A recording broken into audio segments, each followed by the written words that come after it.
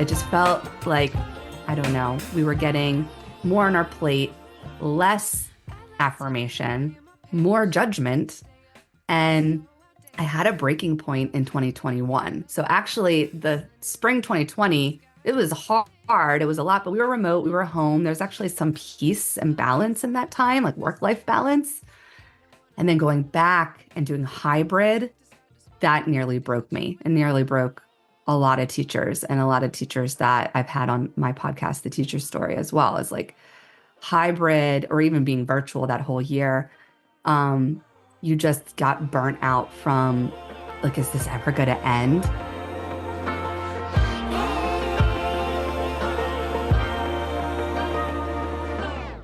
I wish I knew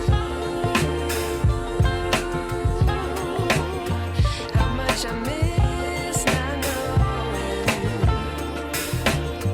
that we're all screwed. A few years ago, I started writing a fictitious story based on my time as an educator. It is called Taught, and the story was partially inspired out of anger and frustration fueled by burnout. Okay, actually, it was more than partially inspired by anger and frustration. But Taught has also become a vehicle for me to tell what I thought at the time, and in some ways continue to think, was and is the real story of teaching. I now realize that my perspective is not everyone's perspective, but there are some pieces of Taught that resonated with many educators. This podcast is an extension of that story, and I, a former teacher, will interview other educators asking them to share how they really feel about the current state of education. Why are so many teachers burn out? Why are so many, like me, leaving the field? We likely won't solve any problems or come up with any solutions, but we can create a community of voices that maybe begin the conversation around how educators can take back teaching. I'm Melissa LaFleur. Welcome to Taught, the podcast. Got you in.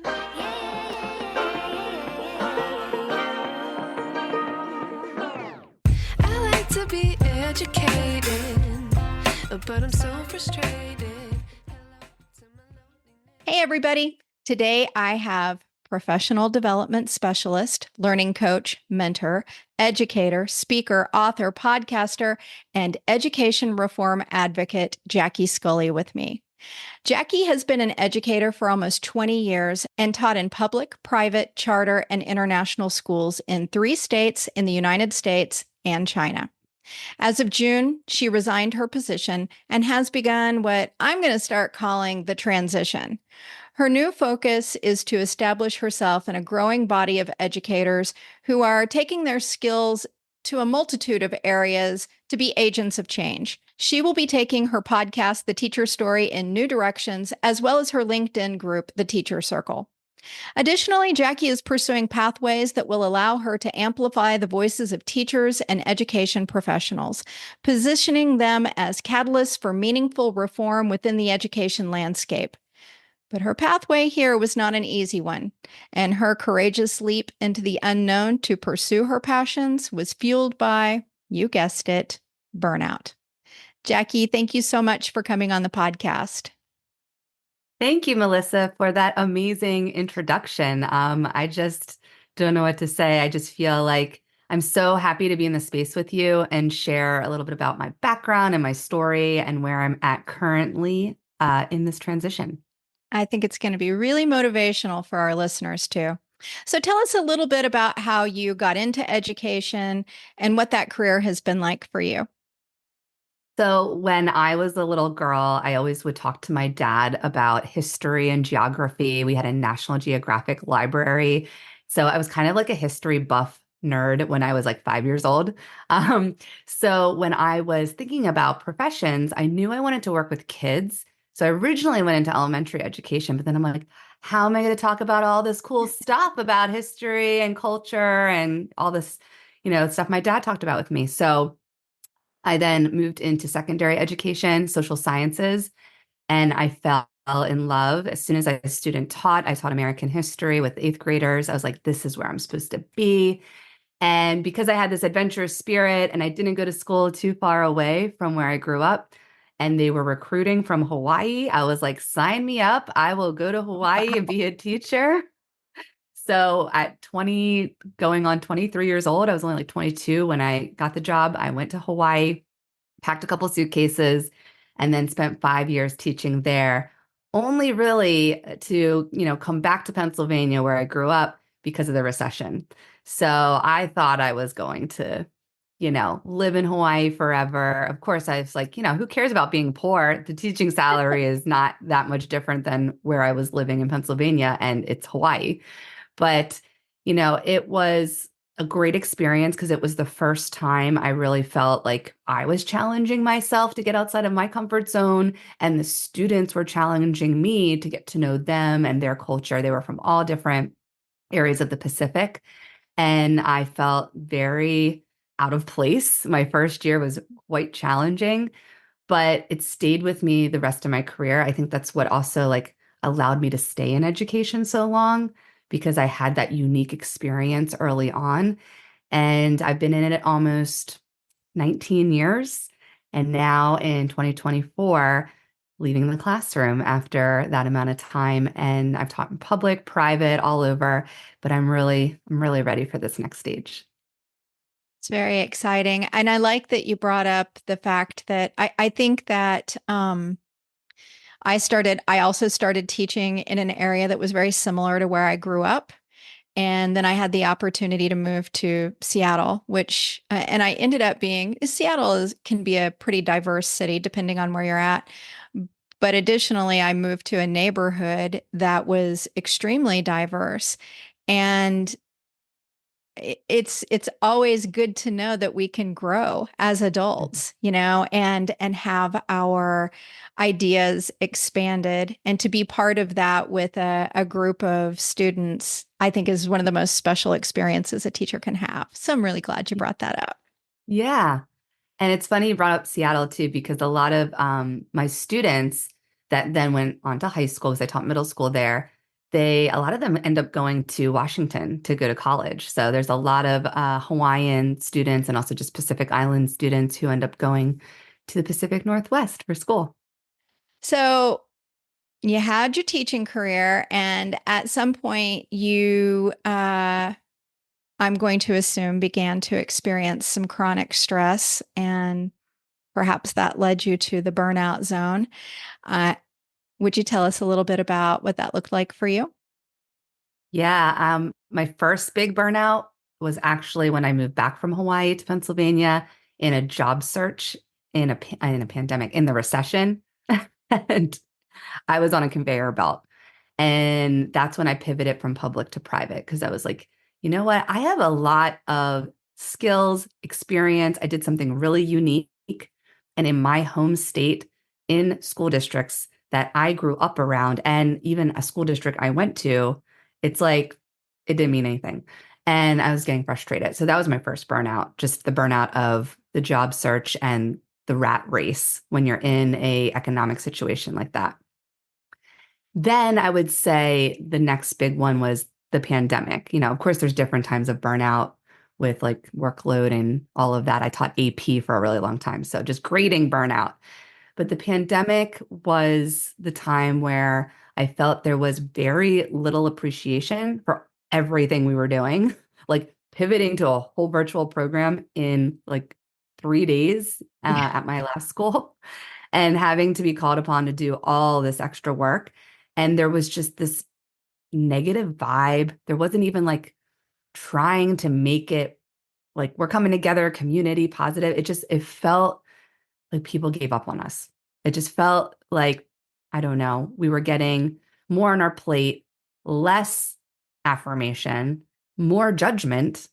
And I had a breaking point in 2021. So actually, the spring 2020, it was hard. It was a lot, but we were remote, we were home. There's actually some peace and balance in that time, like work-life balance.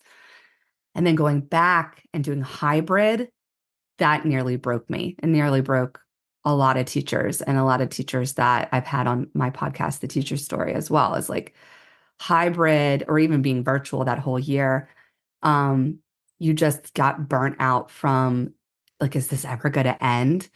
And then when we're coming back online in 2021, 2022, it felt like, okay, things are going to get better.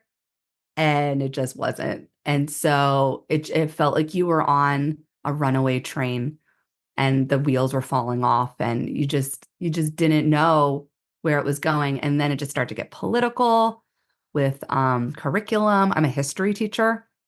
So the whole like debate about CRT in the Mhm. curriculum and no one even knew what that was. And you had school board fights. This wasn't happening at my school, but you had it happening in many parts of the country in America. And I remember laying in bed. It was like the winter 2021 and in 2022. And I just felt numb. I was just like, I wasn't fully like depressed in the way of like, oh my God, I just wanted it all to stop. Like, I just was like numb. I just wasn't passionate about anything. I wasn't passionate about hobbies. Um, I was not a good family member anymore. I don't even know. I always say like my husband's an angel. I don't know how he stayed with me through all that.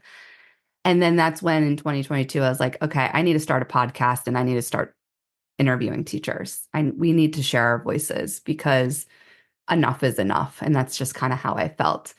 And then this past year, I just made the final decision of um, this lifestyle doesn't work for me anymore. And I've been now around a lot of people who are doing school a lot differently and who have different like work-life balance in their lives. And I'm just like, I can't get more and more dumped on my plate every year. And the salary's not really going up. There's still not a lot of affirmation and respect. So, I can't keep doing this. So I was like, it's either now or I'm going to regret it. And I'm 42. I just turned 42. So I'm like halfway through, a little bit more halfway through in my career. So I took that leap of faith. I resigned without a job, thinking I was going to get something. And then that didn't work out, but it made me do a 180 and think about what I really, really am passionate about and what I want to do in the education industry. Because I do want to still be in it and make an impact in some way. Yeah, so you touched on a bunch of things there. I'm going to go back just a minute. My computer screen is seeing the sun and going in and out on me. Um, so one of the things you mentioned was during the pandemic, how stressful that was for teachers because we literally had to recreate our jobs. We had to say, okay, this thing that you've done for however many years you've done it, now you need to create the online version, go. And you need to have it ready by Monday, right? And then we were criticized for how we were doing it. But at the very beginning of all of that, I remember, and the same thing happened in the hospitals with first responders and nurses and doctors. It was, oh, our teachers really stepped up to the plate. They're so wonderful. And for this little bitty brief moment, it was like, they're noticing what we're doing, right? And then, as you mentioned, it turned political and we were villainized along with the first responders and the nurses and the doctors and everybody that Mm. had to show up. I mean, a lot of us didn't have the luxury, not that it was a luxury if you were home and you lost your job. I don't want to make it sound Mm. that way, but we really had to be on during the pandemic, and still showing up as best we could. So it was very Mhm. challenging. But I also want to say to you, when I moved to Seattle, I moved without a job too. And I had this idea that would have been 2015. I think I left. I left Kansas and I moved to Washington. And I had this idea that Seattle is a huge area. Somebody's going to need a teacher, right? And after, probably my, I don't know, 20th application, and I hadn't had any interviews, then I finally started getting interviews and I wasn't getting a second interview or called. Um, I got a job. And if you're a teacher, you'll understand the first week of August. And it was just like, oh my gosh. I thought we had made the biggest mistake of our lives. I Mm. mean, it was so somehow we educators do manage to find our way even in Yeah. those moments where it's like, okay, well, that didn't work out. I ended up not getting, I'm an English language arts teacher. I had always taught middle school English language arts, and I ended up getting a job in a classroom. I was a classroom teacher in an Yeah. elementary setting. So it was quite a bit different, but I was very thankful to have the paycheck. So, Yeah. And a lot of people don't know the how rigorous it is to get like a decent teaching. Like you can get a teaching job in a lot of places, but one where it's a good school district, it's managed well, there's good leadership, there's a decent salary, because that is very different, even city to city, town to yes, it town, is. good benefits, right? Um, they're competitive. I mean, even out of a recession, they are very, very competitive. And it can be deflating when you have so much experience and unique ways that maybe you've taught or different places, and then you just like don't get seen at all. Like even not just to get an interview. I have been there. And, I think that different schools and different districts, different states, different cities, sometimes the values are based on the culture that's there, and those can vary. So something that, you have done has been part of your teaching canon and is near and dear to you, sometimes isn't respected in a Yeah. different environment. So, and that is challenging also. Hmm. So it sounds like, burnout brought you to this place here, and you've already mentioned your podcast a couple of times. So you actually began that before you resigned your teaching career. Kudos to you, because I joke, but it's not a joke. This is like my full-time job now that I pay for. I actually Yes. spend money on my podcast. So it's a very expensive hobby and very time Yeah. consuming. But probably like me, and it sounds like you feel pretty passionate about what you're doing. Tell us about your podcast. Yeah, I was starting to think I was going to transition out of the classroom in that year I started the podcast in 22. And it just wasn't working out. I felt like, maybe it's good where I'm at, maybe just see where it goes. I also had this trip I wanted to plan at my school because one really great program we had is intensive learning. And I had on the back burner this trip to lead to Germany, a World War II trip. And I had that idea in 2019. And then the pandemic in 2020 didn't happen. And then it just was on the back burner. So I was like, you know what? It's going to happen. So I'm going to just stay with it because I have some ideas of what I want to do here. And then I started a podcast, and podcasting and teaching full time. It's near impossible. Again, my husband's an angel. I don't have children, so I will say that this became my baby, the podcast, even though I have two adorable fuzzy King Charles Cavaliers and they Oh, are like toddlers, but it's not like I'm taking care of young children. But it's a lot. Podcasting is a lot. Same here. Put a lot of money into it. It's not really like you're not trying maybe one day to make some kind of money from it, but it's a passion. And yeah. it did start off as a project. I was like, I'm just going to do this from Teacher Appreciation Week. That's when I kicked it off in May to June till the end of the school year. Okay, I'll do that for like a month and a half. And people just started coming in, and I'm like, oh man, this is a space that's needed.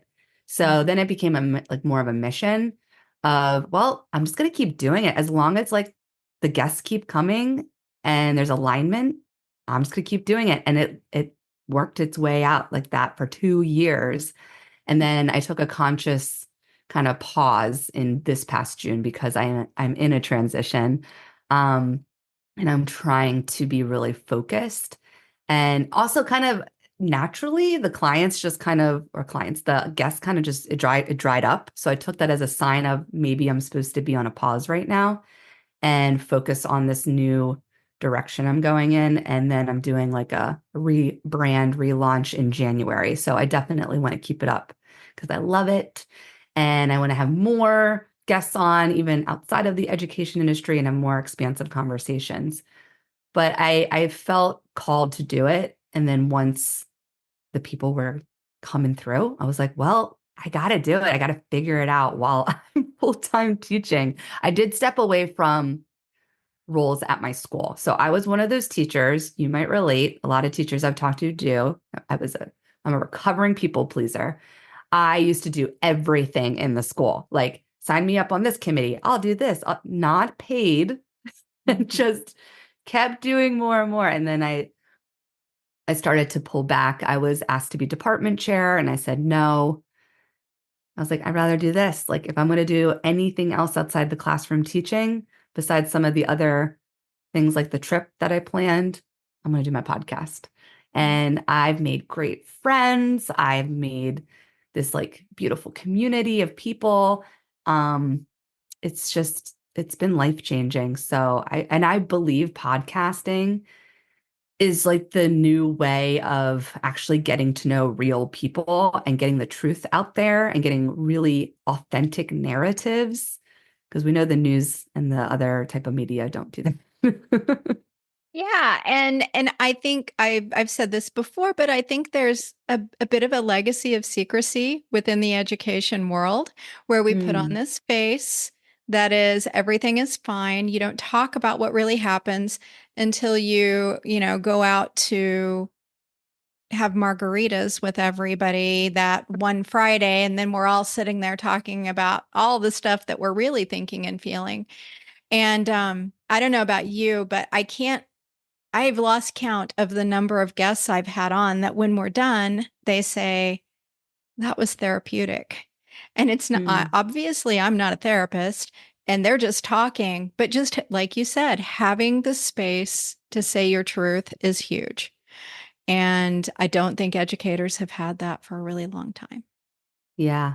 Yeah. It can be hard to have a voice in a school. Everyone's always very scared of like, is it going to cause, friction? Am I going to get in trouble? Like there's still this feeling of a teacher feeling like a student, like I don't want to get in trouble. And Yeah. like that's problematic, right? We really need to change that culture. So I think these spaces, these education podcasts are helping that a bit. Yeah. I think they definitely will. So, did the teacher circle come out of the podcast? Yeah, I did.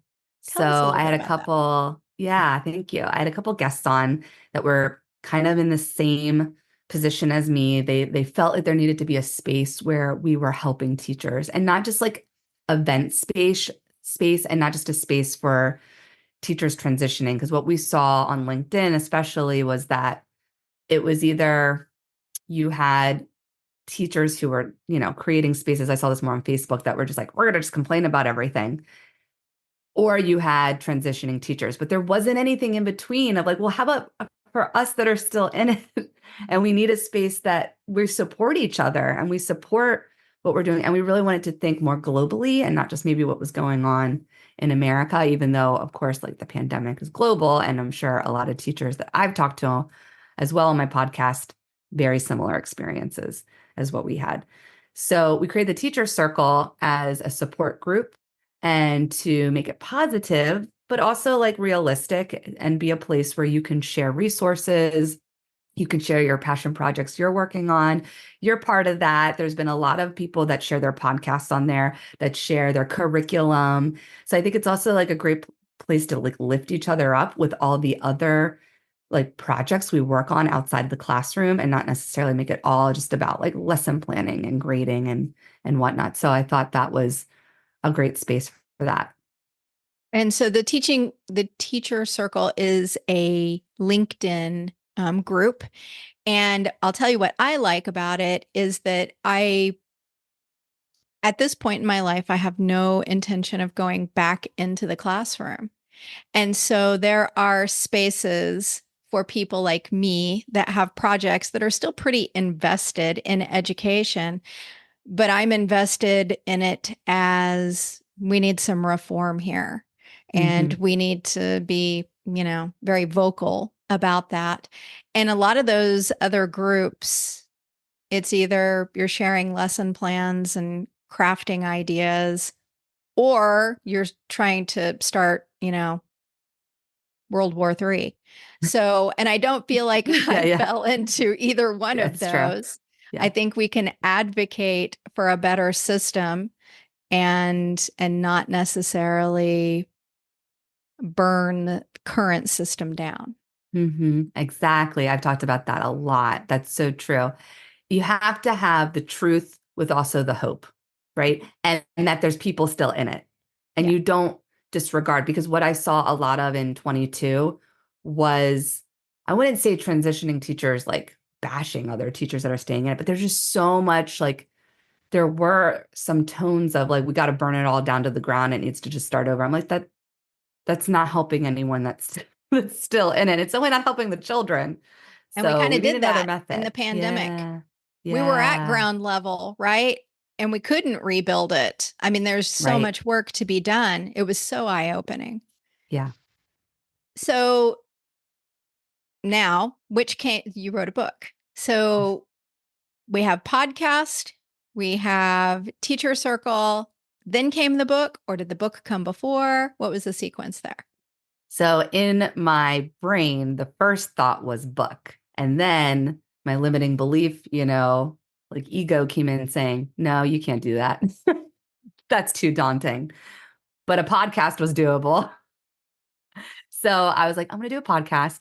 So it stayed in the back of my brain for about a year. And then it came back through, and I was ready after doing a lot of my own kind of inner work excavation to tell my story. And I felt like the book was for me, but I also thought if I could go there and be pretty vulnerable and truthful in my book and tell my story from being a child to entering the school system, what that was like for me as a student, because it started off pretty bumpy and it led to a lot of insecurity, and then to becoming a teacher and telling those various stories of all the places I've taught, and then kind of to the end is kind of my awakening of the reform and the bigger picture, and really looking at systemic change Mhm. in this industry.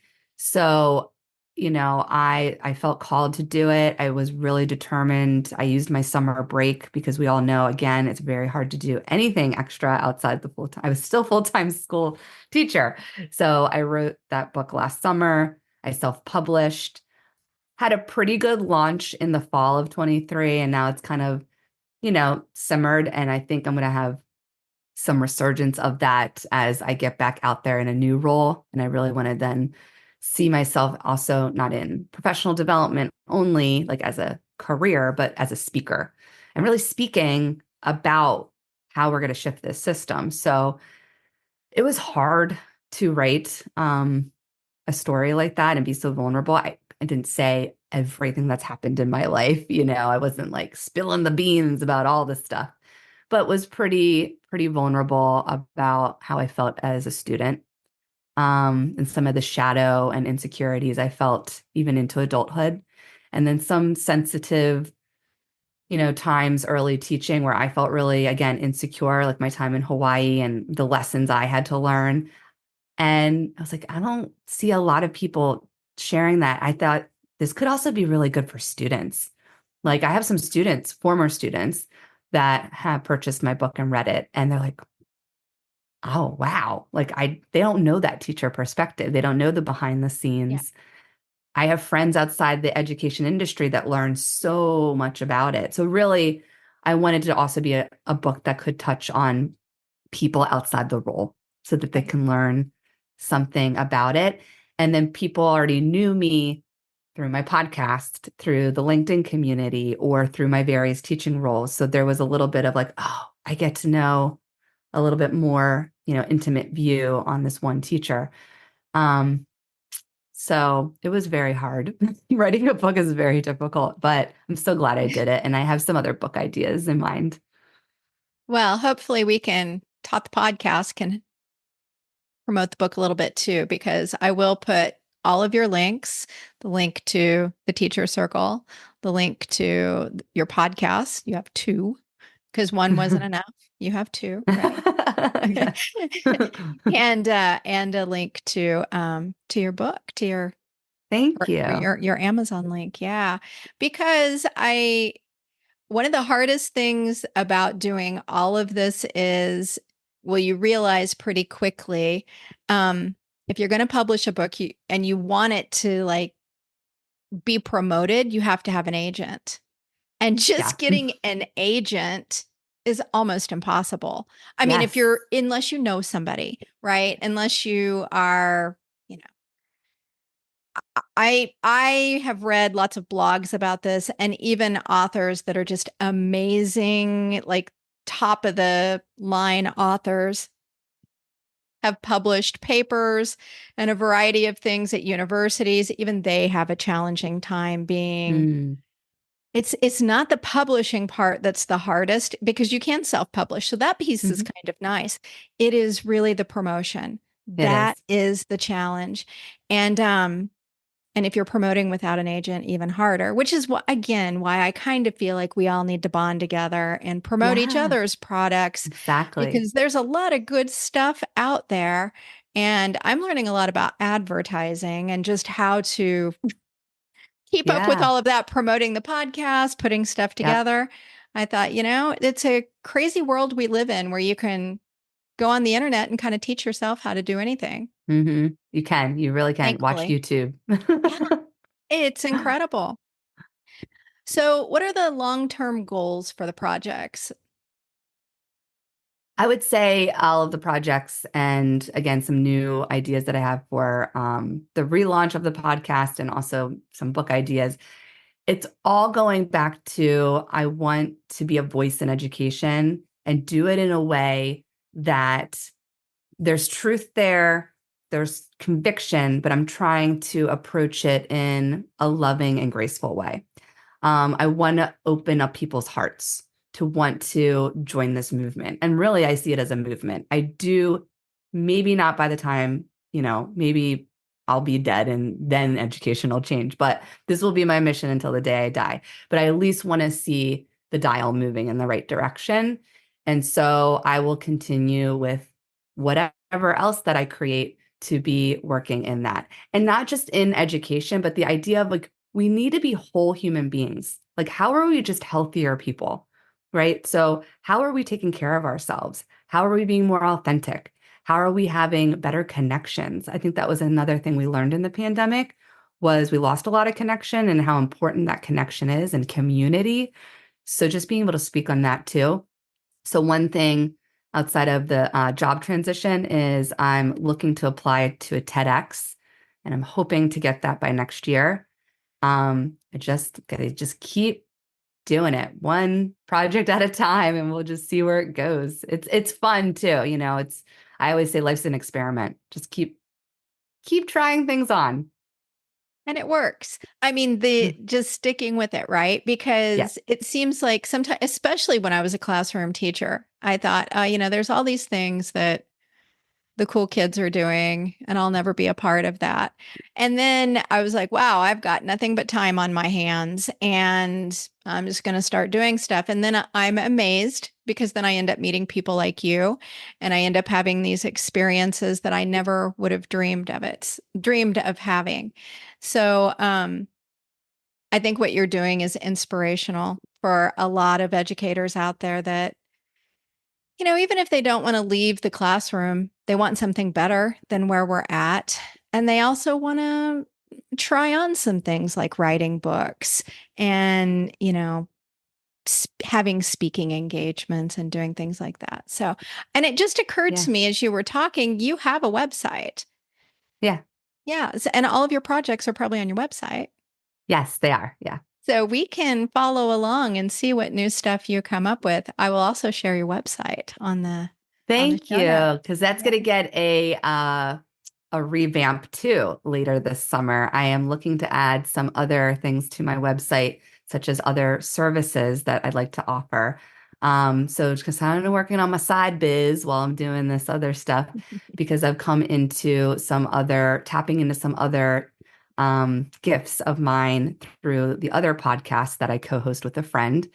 And I really want to look at helping others tap into their own voice and truth and how to have really important conversations or make big life decisions, take their own leap of faith.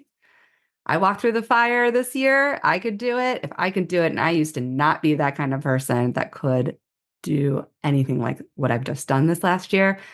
anyone could do it. So that's kind of going to be part of the revamp of the website. Amazing. I have a feeling you're going to have some people reaching out to you. This concludes part 1 of a 2-part interview. Please join us next week for part 2. Thanks. I wish I knew.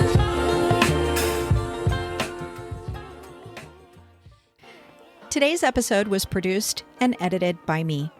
The theme music is by Otis McDonald featuring Joni Inez. But I'm so frustrated. If you know someone who might enjoy these conversations, please share the podcast episodes as much and as often as you can. It's as simple as copying the link you use to access today's episode and sending it in a message or sharing it on social media. I'm a small independent operation, and your shares broaden our audience. Perhaps you or someone you know will be inspired to talk about teacher burnout. If you would like to get your voice on my podcast, contact me via the link on my webpage, taught.buzzsprout.com. Coach, speaker, and author Rashid Ogunlaru said, "It may take many voices for people to hear the same message." Join me in being one of the many voices rising up to get the message out around educator burnout. This is Melissa LaFleur. Thank you for listening to Taught, the podcast. Play our roles and ignore the problems. I wish I knew. I have an important reminder/disclaimer to share. The views, thoughts, and opinions expressed by the hosts and guests on this podcast are their own and do not necessarily reflect the official policy or position of any other agency, organization, employer, or company. Content provided on this podcast is for informational and entertainment purposes only and should not be taken as professional advice. We encourage you to do your own research and consult with qualified professionals before making any decisions based on the information discussed in this or any other episode. Additionally, any opinions or statements made during the podcast are not intended to malign any religion, ethnic group, club, organization, company, or individual. Listener discretion is advised. Thank you for tuning in.